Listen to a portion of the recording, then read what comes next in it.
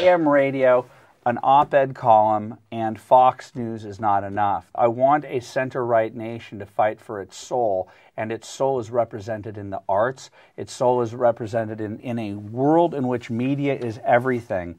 AM radio is the lowest form of communication. It's tinny, it's not robust, it's not Avatar. I want Avatar. I want the right to enter the world of media to the extent and invest in media the way that the left does. The fake media is trying to silence us, but we will not let them, because the people know the truth. The fake media tried to stop us from going to the White House, but I'm president and they're not. You're listening to the Curt Schilling Podcast, a Breitbart.com podcast. The podcast starts now. Here's Curt with today's headlines.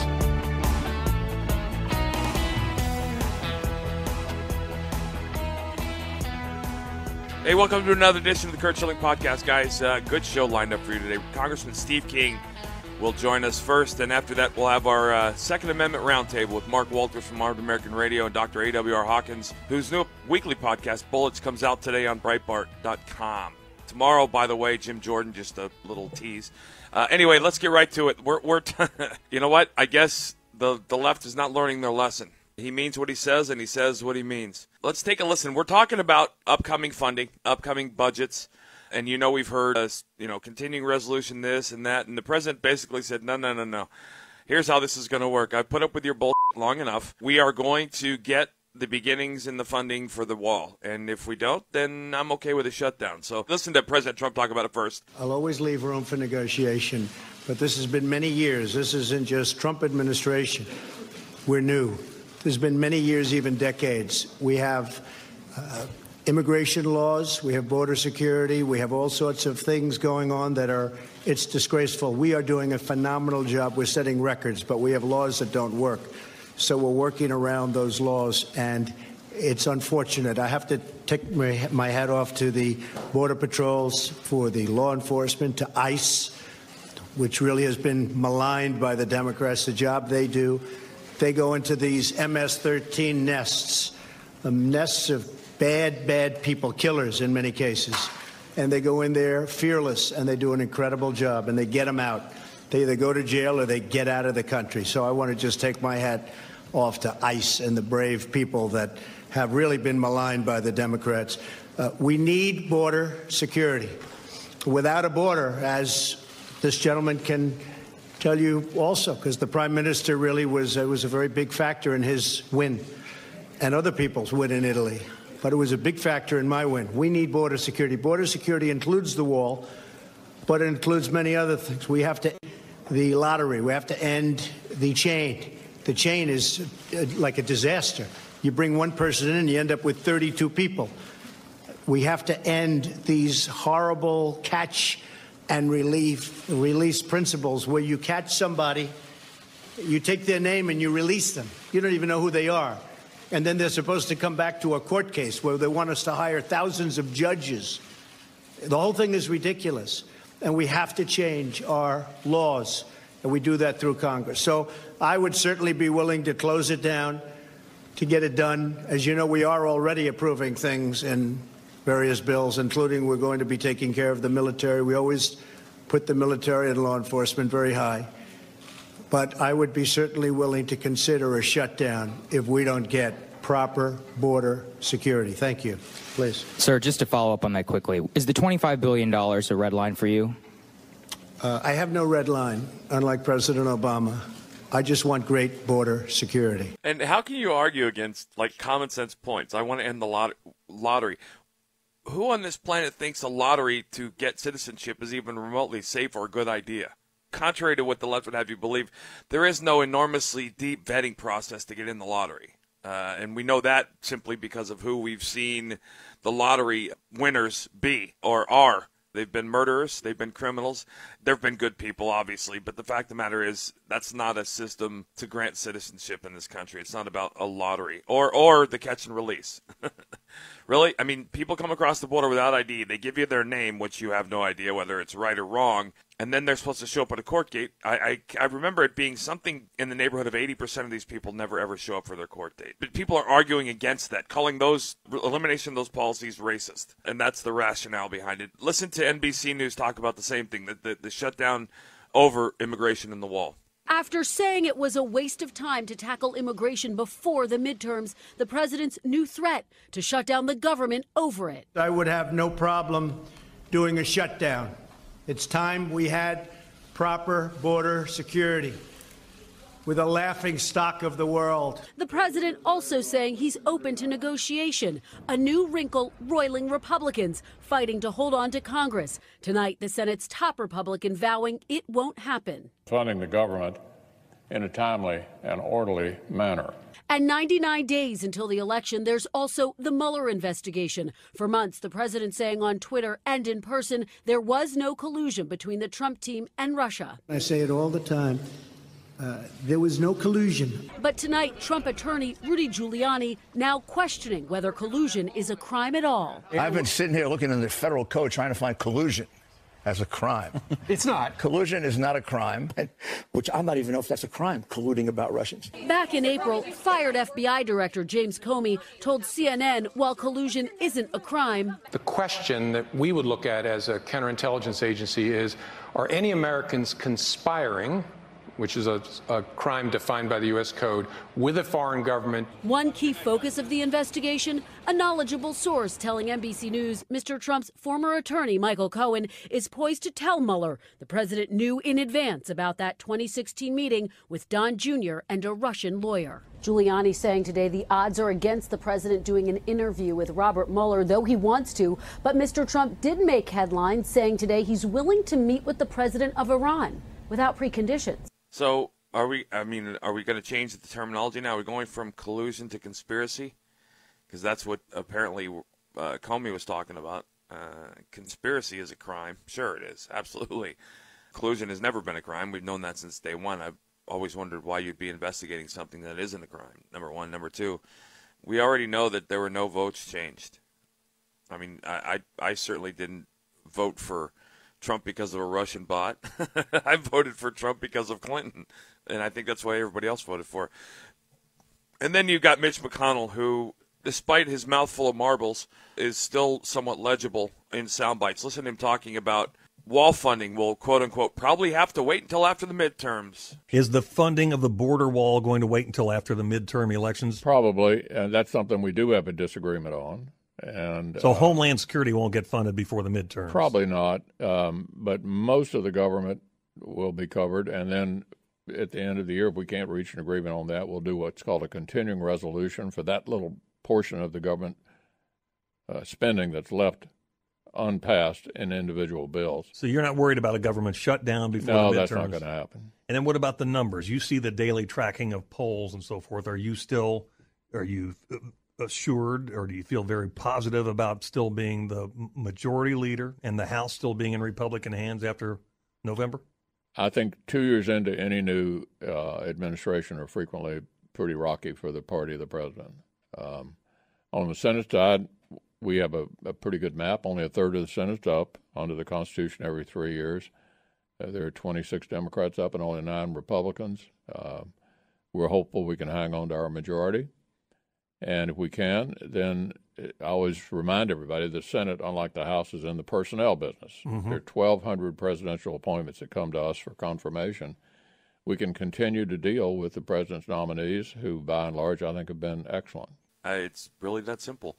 Mitch McConnell is an establishment swamp-dwelling mouthpiece like we thought he was. The sooner he's gone, the better. I want to see tomorrow's guest, Jim Jordan, and we'll talk to Steve King about that as well later today, but I want to see Jim Jordan as my new speaker, someone who's absolutely conservative. It's almost as if the bigger the fake scandal the left creates, the more you want somebody to win it. This whole thing around Ohio State has turned into a complete farce and bullshit, much like the Roy Moore stuff's turning in. You know, he's now suing the people that made up this stuff in the newspapers, that made up the stories around him. Anyway, let's listen to, speaking of another Mouthful of marbles. Listen to Maxine Waters. Well, you know, this president is a bully, and he'll try and intimidate all of us. He's not going to shut down anything. As a matter of fact, people will remember that he said he was going to build this wall, and he was going to make Mexico pay for the wall. They said they weren't going to pay for anything. Now he wants the American citizens to pay for this wall. American citizens are not going to pay for this wall. He's not going to shut down the government, and we're not going to be intimidated by his bluffing and his bullying. I want to ask you about the speech he delivered on Friday before he took off for New Jersey. He talked about growth in this country. He went through data point after data point after data point as he sees them, as he processes them, about what they say about the health of the U.S. economy today. How in sync is his perspective on it with yours?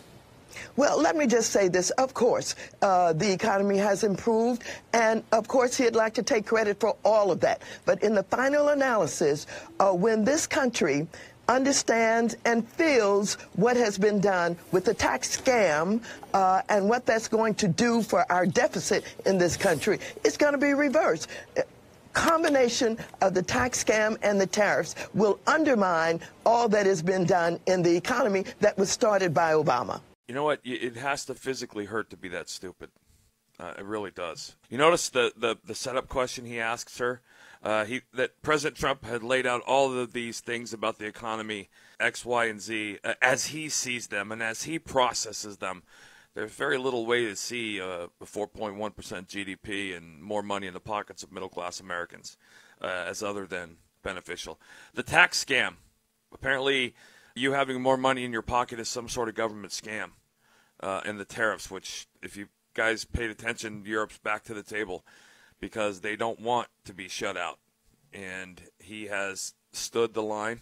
Let me follow up Maxine's pontificating on the economy with someone who actually understands the economy. Listen to CNBC, JP Morgan Chase CEO Jamie Dimon on Monday. Listen up. We had a 4% handle on the GDP print on Friday. Do you congratulate the president on that number? Was he right to take a sort of victory lap after it was announced? You know, presidents get a lot of credit, a lot of blame for things they didn't do, but the president has done things which accelerated growth. So competitive taxes, we needed competitive taxes. And the way the American public should think about it, for 20 years, we've been increasingly uncompetitive, driving capital and brains overseas. Regulatory reform, and I'm not talking about a big bank, I'm talking about small business. If you sat down and you do it one day with small businesses, they'll tell you about the crippling bureaucratic paperwork, litigation, that we've had less small business formation in America than in any other recovery. So, yeah, this has accelerated the growth. We had 20% over 10 years. It should have been 40. The reason it wasn't 40 was because a lot of things that we did hurt ourselves. So I'm hoping we continue to have policies that accelerate growth. And growth is good for all Americans, which is why it's so important to have some kind of growth agenda. Is 4% sustainable? I think we could do a lot better than 2. And I firmly believe that the reason it was 2 was not some natural reason. It was bad infrastructure, bad taxation, excess regulation. We don't graduate kids at inner city schools. 50% don't graduate. We don't give kids the skills they need. We don't let felons have jobs again. We have an opioid crisis. Like, take bureaucracy. It takes 12 years to get permits to build a bridge that's already there and failing. And it took 8 years to put a man on the moon. So the American public looks at this stuff and says, that's what's holding us back. It was us. Think about that. 12 years to fix a failing bridge. 12 years to get permits to fix a failing bridge that was already in existence. 8 years to put a man on the moon. That is what government has done to us. The government has made it impossible for the common man to fund. Not that we can't do it without them. They've made it so we have to have them. Our dependence on them is something that needs to be cut off. The size of the government, and I mean, it's just, you heard him say 20% in 10 years, should have been 40%. That's on the heels of listening to Maxine Waters. Is that not just perfect? Listen, we're going to catch up with Representative Steve King. Congressman King will join us next, and then Mark Walter from Art America Radio, 8 Hour Hawkins. Take a break. We'll be back in just a few. Breitbart News Daily with Alex Marlow. Censorship is a key issue here, particularly for people on the right. Do you think it was addressed adequately? Definitely not. It was useful to name check Diamond and Silk. It was useful to check even politicians who had campaign ads that were shut down. But in every case, Zuckerberg was allowed to essentially dismiss the case and move on. Breitbart News Daily, weekdays at 6 a.m. Eastern on SiriusXM Patriot 125. You're listening to the Curt Schilling Podcast. Once again, here's Curt Schilling.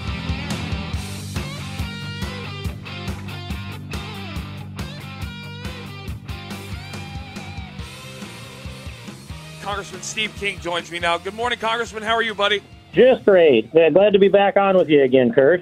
Always a pleasure to catch up, and I want to first off congratulate you. I understand there is a new grandchild. Yes, a little baby girl just born yesterday morning, so she's a little over 24 hours old as we speak, and it's the 8th grandchild, but every one of them is a wonderful, wonderful miracle, and that's awesome. She at least as much as all the others.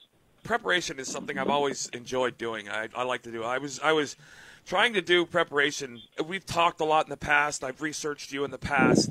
One of the avenues that I've started to understand is being opened up by the left is this horrific story around Jim Jordan and the Ohio State stuff that came up only when Jordan was mentioned as potentially being the next Speaker of the House. And I tend to gravitate to the volume of the left. When the louder they get about somebody, the more prominent that person tends to be pro-America, pro-Constitution. And you have drawn the left's ire on multiple occasions. I'm already watching in Major League Baseball. I know you've seen this over the last couple of days. These young kids are being taken back to when they were 16, 17, 18, and their Twitter accounts are being brought back, and it's a damn shame. But I'm trying to look into your past, and I'm trying to find all of the warts the left wants to put on you. I'm almost in the same boat in the sense that I don't have a racist bone in my body, and I never have. I've never said anything that could be remotely construed as racist. Yet the left and the media has managed to make me kind of dismissed offhand as a racist. That's how powerful they are. And I say that for this reason. One of the things that they've tried to do to you is to make you be just dismissed offhand as this closet racist guy. And I'm trying to figure out how you deal with that, because I know there's nothing in your past that isn't racist, but how do you deal with that when you're dealing with people who are making stuff up about you? One of the things that I would say to that, Curt, is that, for example, on the opening night of the Republican National Convention in Cleveland, I had that panel with Charlie Pierce and, what is her name, April Ryan, and Chris Hayes. And I defended Western civilization. They turned that into, well, that's white civilization, so therefore you are a racist. Right. And the next day or so, April Ryan and another reporter ambushed me out at the Rock and Roll Hall of Fame. And they had their tape recorders on either side of me. And she said, are you a racist? Aren't you a racist? And I looked at her and I said, say that word again. She said it again. I said, again, again, and again. Say it 1,000,000 times. Because every time you use that word, you devalue it. It has no meaning anymore in this public. And we did for 45 minutes. We went at it there, and they never broadcast a minute of that tape because they had nothing they could get in 45 minutes. And and so I do that. I don't defend myself, because once you start, then it never ends. They'll just bring up another and another. But it is kind of amazing that I've been around this planet for a while now and done quite a lot of things, and they haven't really found anything of substance. They're all allegations. Right. But and then Huffington Post wrote a long article calling me white supremacist, I believe it was, and I just tweeted it back out at them again and wrote on there that if I redacted everything in there that's a blatant lie, it would look like it was a subpoenaed document from the DOJ investigating Hillary Clinton. We're in a time and a place, and I know you are very much like me. I'm not putting words in your mouth, but I kind of am. Make America Great Again doesn't have anything to do with what color you are, who you sleep with, what your religious preference is. It has everything to do with being an American citizen. Black, white, yellow, brown, gay, straight, atheist, doesn't matter. None of those things matter except to the left. Making America Great Again is about making the country and the citizens that live here great again. That's been, you heard, I think some clown on ESPN said that's a dog whistle for white supremacy. They're filling the heads of these people. I mean, and that's just the way they work now. Well, they've even taken it to the point where they've defined racist as one of the qualifiers is just having white skin. And I have read everything that I could find on Martin Luther King Jr. I don't suppose I've got it all, but I've read almost all of it, and I agree with all of it. But the Congressional Black Caucus does not, and neither do about 92 or 94% of the blacks that go to the polls to vote. And I thought that Donald Trump was just brilliant. The moment I heard him say it, I thought it was brilliant when he said to the black community, "What do you have to lose?" And you got to lift people up, and we got to tie our families back together, give people pride. There's dignity in all work, and we've got more jobs out there than we can get filled right now, and lots of unemployed that maybe 2 or 3 generations. There's a waste of such a valuable and precious resource to see what's going on in the inner city, and that's all gone downhill in my lifetime. I saw it happen from the countryside here in Iowa. Look, you know what? Let's get to stuff that actually matters, because that's the left. Somebody remarked, one of my listeners remarked that there's so much coming out now it's hard to keep up, and I keep saying that's what they're trying to do. They're trying to drown voters with the crap instead of the substance. I mean, listen, the Obama administration found $120 billion to ship to Iran, but we can't find $20 billion for a wall. That doesn't make any sense to me.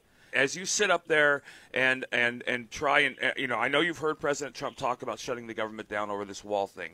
I'm wondering what your thoughts are, because, listen, you and I understand legislation is never done in a silo, right? I mean, you don't. There has been legislation in the past that has potentially funded a wall, but that's come with catch and release, with the lottery.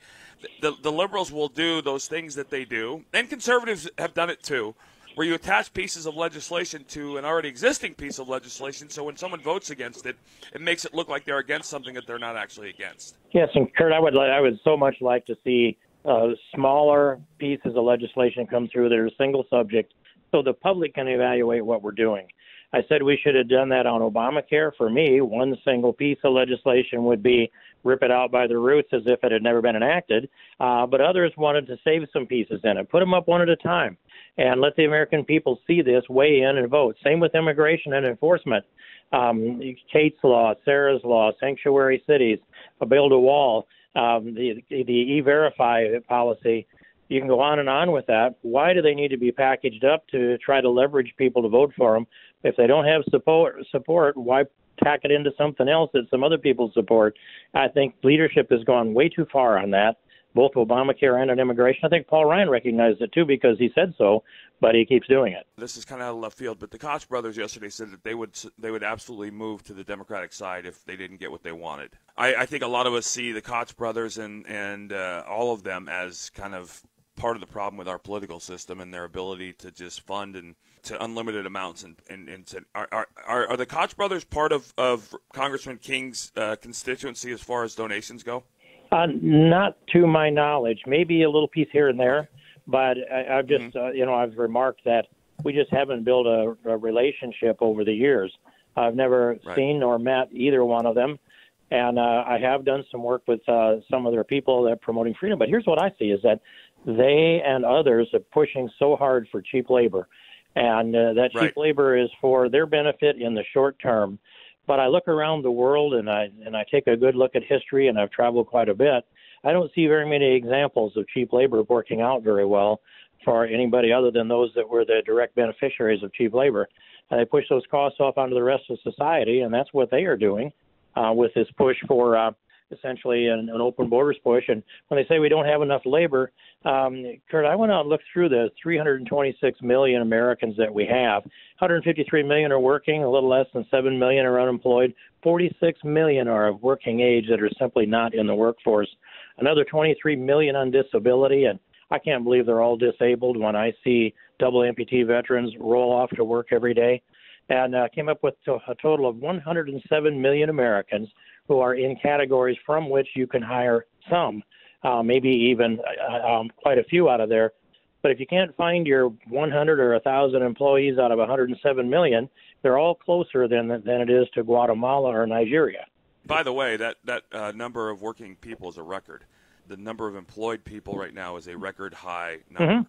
And clearly, Maxine Waters and the left would tell you that that's going to come crashing down tomorrow. Let me ask you something right now. Given everything that is going on with the wall, with immigration, with North Korea, with Russia, with the tariffs and all the things that go, give me your top 2 priorities right now as to problems to solve at, before, or around the midterms. First is build the wall. That is a signature issue for Donald Trump. It's a signature issue for the Republican Party, for the active Republicans that built the platform, and it's a symbol of respect for the rule of law and our American sovereignty. So it is far more important than just the security it gives us. It's got a symbolism that I believe is more valuable even than the security. So that's number one. Second, as far as the short term that can be done, you'll also see the second piece of this for me, and which is actually more important in the long run, is the heartbeat bill. And I've introduced legislation a year ago last February that requires an abortionist to first check for a heartbeat in the baby. If a heartbeat can be detected, the baby is protected. We have 174 174 co-sponsors that have signed on to the bill, and we have also 163 national organizations or leaders that have endorsed it. Only National Right to Life hasn't come on board. And so, meanwhile, our leadership, that means the Speaker and the Majority Leader and the Whip, they're kind of a ruling troika right now, and they say that we will not bring it to the floor as long as there's any one of the top three pro-life organizations that are not on board. And, of course, National Right to Life is one of those top three. The rest are on board. All the rest are on board. And so it's a frustrating thing for me, but we're gonna continue to push this, and I'm looking forward to setting a date for a markup before Judiciary Committee. And then from that point, we'll try to get it to the floor. I think it's a very important piece of legislation to bring that forward after the confirmation of Brett Kavanaugh. So number one is the wall. Number two is the heartbeat bill. I can't argue with either one of those. I'm wondering, all of the crap coming out around the apparently now, as I understand it, we're going to see a switch from collusion, which is not a crime, but we're hearing about collusion now, is potential conspiracy, which I don't understand in any way, shape, or form how they're going to prove any of this because no facts exist. Why are we still dealing with the Mueller investigation? I think that partly because Democrats have defended it, and they've accused anybody that has said shut it down of trying to protect Donald Trump. I think that, Trump has shut it down in a heartbeat, but he doesn't want to face the politics of shutting it down. And I think Republicans have been afraid to face the criticism of shutting it down. We can't even get our hands on the budget of how much money Mueller has spent. But I would say this, that if we're looking for collusion, then all we need to do is look at Hillary, the FBI, and the DOJ. We know that. That is, we know that, right? Yes, we do know that. We know, and it is absolutely, I think, confirmed with the 400-page document that Judicial Watch was able to attain, which was used for the FISA warrant. Here are a number of things we don't know, though, and I've asked for a subpoena of all this information. I don't have an answer back yet, but it is this, that there were 8 agents in the room questioning Hillary Clinton July 2nd, 2016. One of them was Peter Strzok. He handpicked, I believe, the other agents that were FBI and probably had something to say about who would be in there from the DOJ. And we don't know who those other 7 agents are. We've got an idea as to one other one, but not the rest. And the only record of what went on in that room is in the heads of those agents or in the notes that they may have taken while they were interviewing Hillary. We don't know if they asked her about anything that has to do with this. We don't know a single question they asked Hillary Clinton.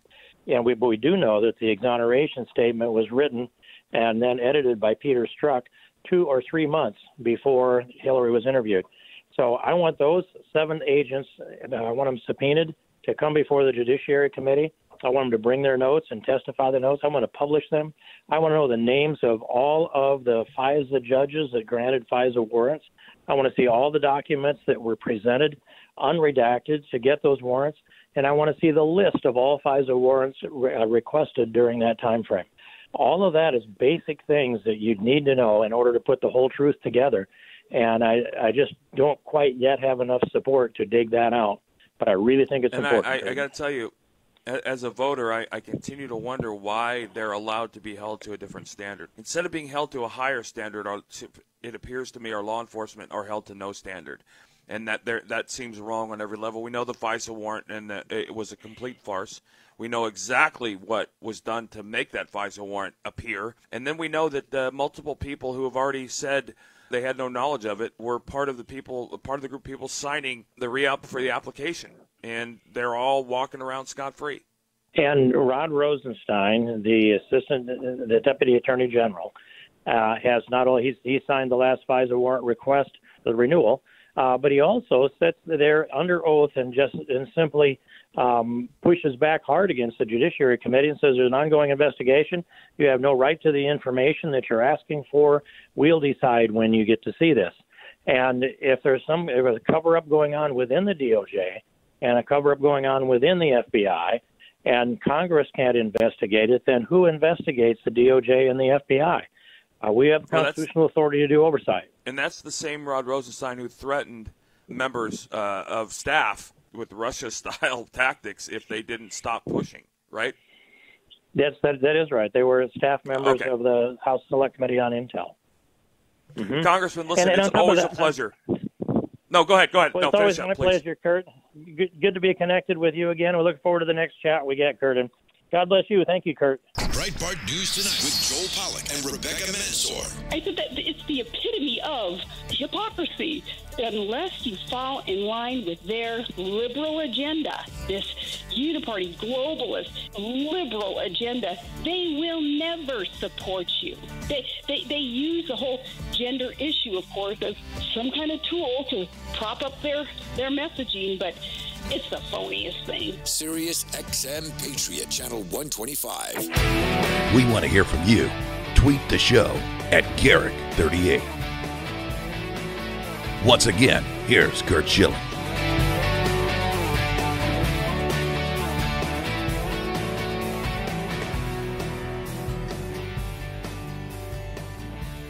Joining me now is Mark Walter from Armed American Radio and Dr. A.W.R. Hawkins from Breitbart's podcast Bullets, which is out today. All right, listen, I'm going to start with you, Mark. All three of us have had this conversation independently in the past, but I'm going to ask you guys now.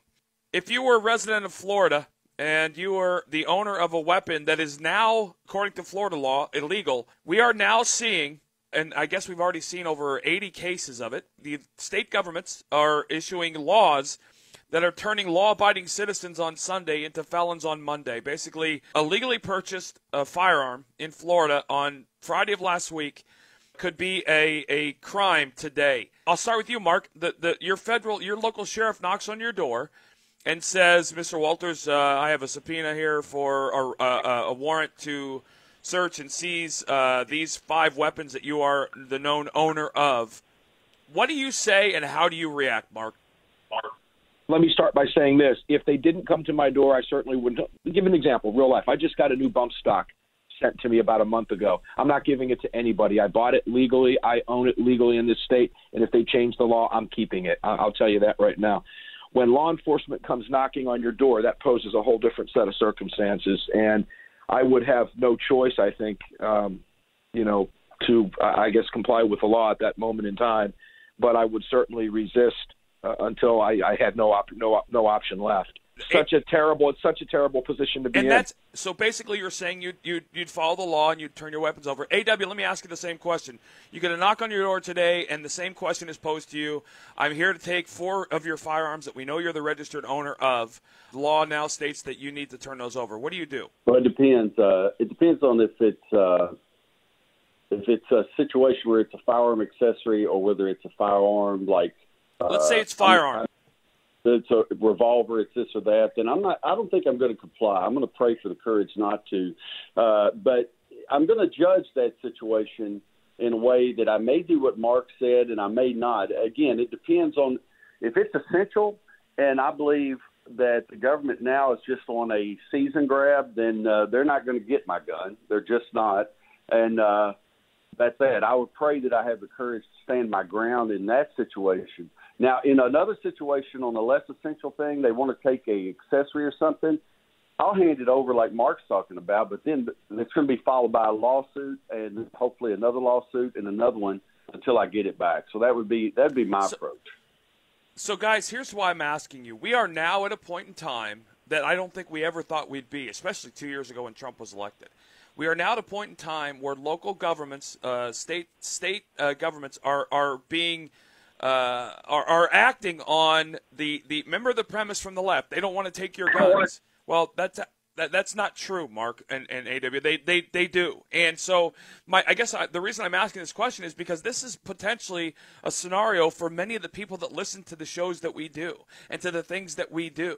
And so now you have our federal government, our local governments seizing firearms from law-abiding citizens because of a state law. And you're going to see, I don't have any doubt, and it's not something I want to ever see, you're going to have a confrontation. So you're going to have somebody somewhere is going to do what you did, AW. They're going to pray for the strength to resist. And I guess my question is how hard are law enforcement agents going to push this? Because you're going to see some violent reactions to this in this country where the Second Amendment by birth is a right I have. We have government sticking me into a felon now for nothing other than making a legal purchase, AW. Well, the thing is, here's the thing. You have a lot here. You have the Heller decision that reaffirms, didn't create, but reaffirmed that I have an individual right to keep a gun in my home, period. You have the Second Amendment, of course, which predates that. You have the Fourth Amendment, which says that I have a right to be secure in my person's, houses, papers, and effects. And my point is you have a lot of natural rights on your side here. And when they come to take away firearms, I think people have footing to stand up and say, no, I'm sorry, not today. I don't feel like complying today. And that's that. And I think, of course, that there's going to be another step from law enforcement if that's your attitude.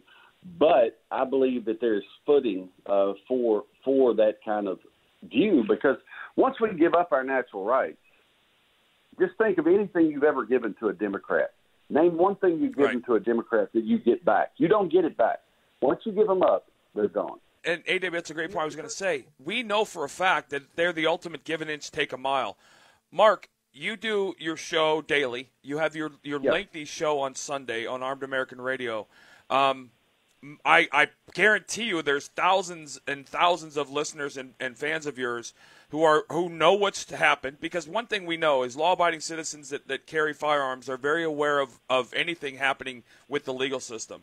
You have viewers, you have listeners who may be confronted with this exact scenario, and as AW says, this is not going to be oh, you know what, we're really sorry we took your guns, here they are, have them back. They're going to push and push and push, and I'm wondering, what are you going to tell people? That because, again, we're kind of stopping at the water's edge here. We're saying, well, I hope I don't have I pray for the strength to resist.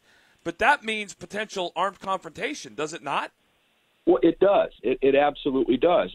But the resistance that you're talking about here, I think that AWR is talking about, and, when you've got there's different scenarios. Let's take a case where maybe a former girlfriend or a wife filed a report under this, red flag act, and it was false. Yeah. And the cops are at your door, and you had no idea they were coming, but it's a lie. I'm going to stand my ground and resist that. They're going to, they're literally going to have to come and take me out.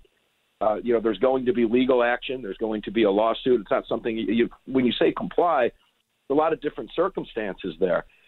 Are you talking about armed confrontation with law enforcement today? Is that going to happen? Could that happen? It absolutely could happen. And that's you're going to have to go through that. You do like AWR. You pray for the strength to be able to resist. You resist as best you can. But I got two kids standing behind me. Yep. What do I do then? Yep. All right. That's where, at some point in time, those decisions are going to have to be made. I'm not going to stand there and willfully give them oh, sure, come on in and take my stuff. Absolutely not. I would probably have a lawyer get involved. I would probably, fight this as best I could before it gets to a point where it escalates to an armed confrontation. I don't want to die in front of my children. I want to live another day to fight this battle onward. Then we've got another scenario where, like AWR was talking about, cops are just coming to your doors and confiscating your stuff because that's what they're doing. Well, going from door to door to door to say, you turn in that AR-15, we know you have it, that type of thing. I would like to think that doesn't happen. But here's the thing we all three deal with from this perspective. I have three sons. I've done my best to teach them right and wrong and to respect law enforcement, the job that they do. But I've also tried to teach them what their constitutional rights mean. Don't ever let anybody step on, I don't care who they are, you have certain inalienable and unalienable rights, and this is one of them. I'm trying to think about my situation. Obviously, it's different because of my name, and people would make a big deal of me being whatever. But the fact of the matter is, I'm not sure how to react if someone shows up and says, we're here to take your AR-15. I got to believe my answer is that's just not going to happen. I'm sorry. And then you factor in, again, I know this sounds really weird to people, but the fact of the matter is, this is actually, people don't understand it, and I'm trying to enforce it. And I know you guys have continued to say it, AW. It's happening. The governments, the state governments are confiscating firearms from law-abiding citizens, which is something I never thought I'd say. And they'll say, oh, well, they're on this red list, and they've been well, anybody, I could file a restraining order against anybody I wanted, and potentially that would red flag them. Whether it's true or not, there's no due process. And that, to me, is where the big issue comes, AW. There is no due process. It feels like there is no due process unless I'm missing something. As far as I know, every state that has enacted a law like this, what they do is they take your guns, and then a number of weeks later or a number of months later, they let you go to court to argue why you should be able to have your guns back. And because you get to go to court a number of weeks or a number of months later, they say your due process was protected. Well, I call BS on that because there was no due process when they stormed into my house and took all my firearms. And so you're just exactly right is all I'm saying, Curt. There is no due process. They take all your guns, and a couple of weeks or a couple of months later, they let you grovel in front of a judge and beg for your firearms back. Mark, is this to me is really kind of a microcosm where we've gone. This is guilty until proven innocent, is it not? No, it absolutely is. And AWR is absolutely right. You got to go to the point of sale. You got to go to the point of contact. You got to go to when the door got knocked on and you open the door and there's armed law enforcement standing there, and they're intent on taking your stuff. The due process to a Democrat or to the people who enact these laws is, well, there was due process because she filed a complaint against him and the judge looked at the complaint and felt that it was valid, so we're going to go take his stuff. The problem is he wasn't there to defend himself and fight against the complaint that was made against him at the time. So that's not due process. So there is no due process in a red flag law. What ought to happen is, before anybody takes anything from anybody, if they should at all, is the fact that the guy ought to be able to go get him. You're making a complaint. Good. Let's haul his butt into court and let's stand here and now we'll talk about it. That to me would be due process, not the other way around. Yeah. Someone once said to me on a program, Curt, I think it's important. In America, we can't have our firearms confiscated. We can only willfully give them up because we have a right to own them. And that's a pretty profound statement. So if we give them up, we can give them up either peacefully or we can give them up in a forceful confrontation. And that's a very, very dangerous situation. I can't help but think about Reagan's words talking on a global level about there's one sure path to peace, and that's appeasement. This is some, again, I kind of laugh uncomfortably at the fact the left will hear, liberals will hear this conversation and think, oh my God, fear mongering. But the fact of the matter is, no, we're not fear mongering. We're talking about factual events that are now happening.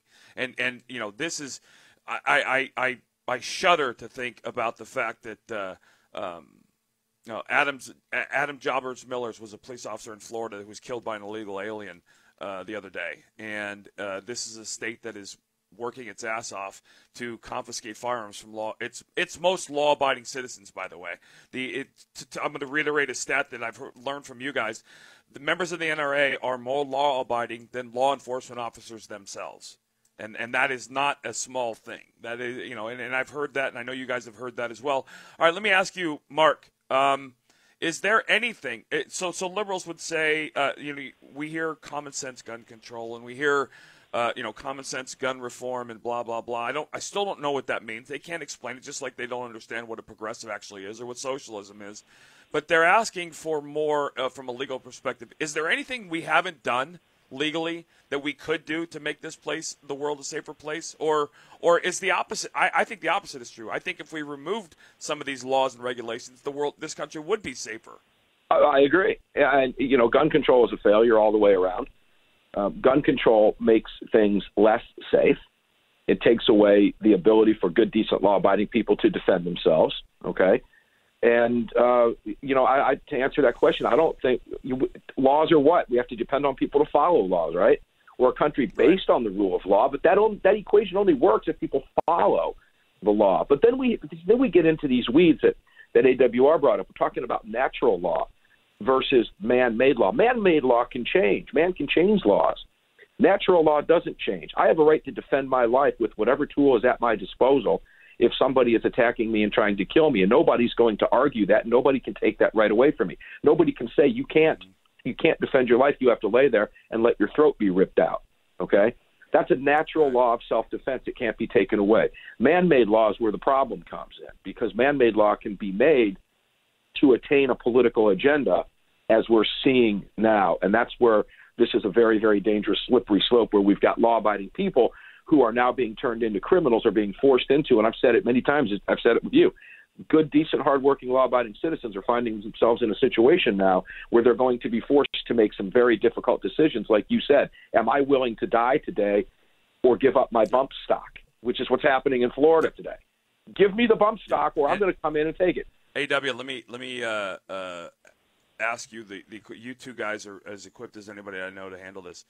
If this catches on and becomes a thing and states are allowed to and start passing legislation, I need you to explain to people that this isn't the end of the road. What happens next? If they're allowed to say, you know what, you can do what you want on the federal level, but at state levels, AR-15s are going to be illegal.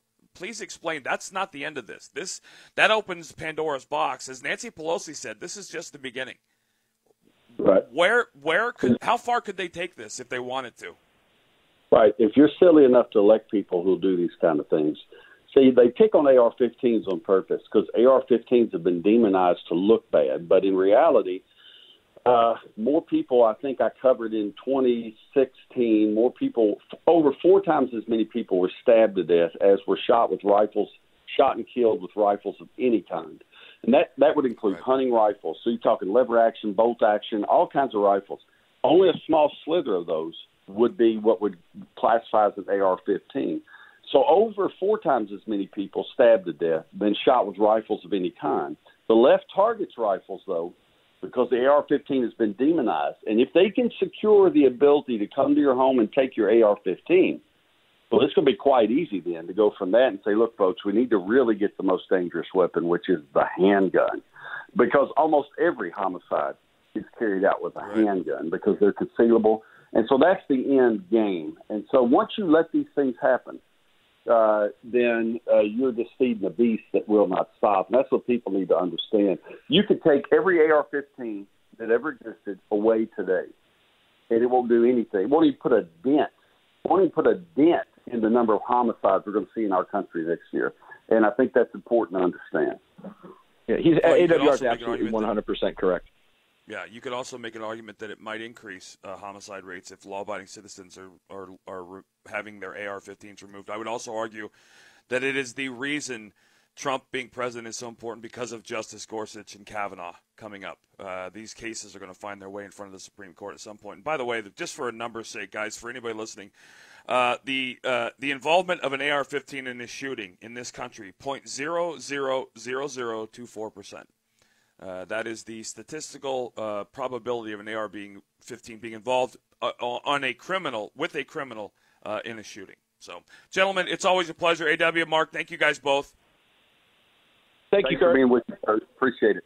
Winners and losers was easy. I could have once again given Alexandria Ocasio-Cortez the loser tag for her just continued issuance of completely idiotic statements. But I'm going to give it to Kathy Griffin this morning. Kathy Griffin apparently built a wall on her property to block her property from her Trump-supporting neighbor. I don't have to say anymore. You should be laughing because of that. Yeah, it is. It's the definition of irony. And the winner today, so if you guys understand how this works, the president has handlers. He has people that work in and out of his circle, intimately close to him on a daily basis for press conferences, for 5-minute pressers. Well, I'm comfortable enough to give the award to a group of people who now have enough gumption to start speaking out. President Trump's personal staff kicked Jim Acosta's ass out of the Oval Office as he was cleaning up a press conference, and basically they'll shuttle him in and out.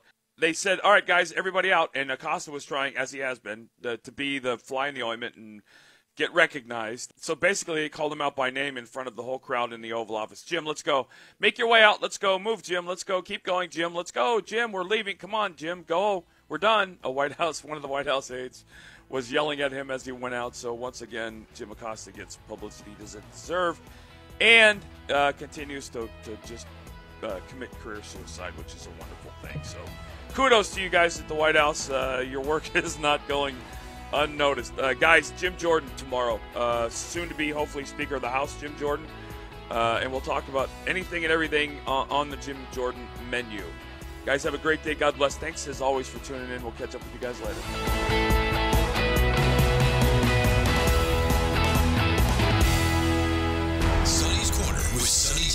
I want to actually take a couple of the references to Donald Trump from hip-hop. And then we're going to try to see if we can figure out why they like Donald Trump. Jay-Z said, I'm at the Trump International. Ask for me. Raekwon said, I'm the black Trump. They are comparing themselves to what he represents. His wealth, his achievement. Capitalism. Sonny's Corner with Sonny Johnson. Saturday from 1 to 3 p.m. East on Sirius XM Patriot 125.